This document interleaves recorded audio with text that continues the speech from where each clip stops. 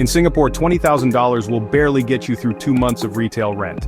And that is before renovations, staff, licenses, or even inventory. For most people, that number sounds like a joke. It's just too small to matter, too small to even try. But what if that same amount could actually build a working income-generating business somewhere else? This is not just a theory, it's already happening. Across Tier 2 cities in China, small retail setups are being launched for the equivalent of $20,000 Singapore dollars. And they are paying monthly. Let's be clear, this is not a get-rich-quick model. It is a get-started-smart model. It's about placing your effort, your money, and your ideas in a place where they are still given space to grow. In Singapore, most of the cost is in the permission.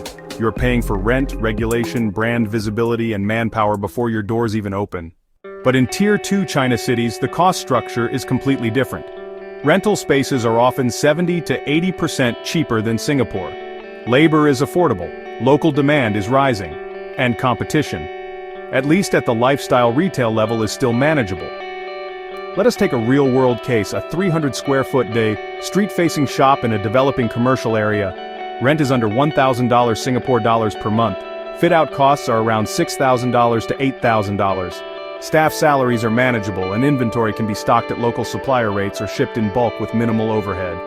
With just $20,000 you can actually open and operate a business for several months, and that even includes a buffer for marketing and early testing. It's really quite achievable if you plan your costs carefully. So, what kinds of stores work well in this model? Well, you might consider compact wellness shops or maybe specialty snacks and tea. Small format bookstores with some lounge space are also a great fit. There's also children's creative education supplies, and boutique home goods or minimalist decor. These are all great options to think about. These aren't massive operations, but they're really designed to serve a very specific Tier 2 city customer. We're talking about the middle class, the curious, those who are family-focused, and people who are interested in lifestyle and health. That's the audience you want to keep in mind. Now let's compare. In Singapore, the same store might require $6,000 to $10,000 in monthly rent alone.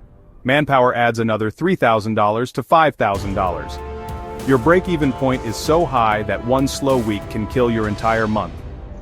In China's Tier 2 cities, your runway is longer. You can afford to test, you can make mistakes, you can take time to learn the customer and adjust your offer.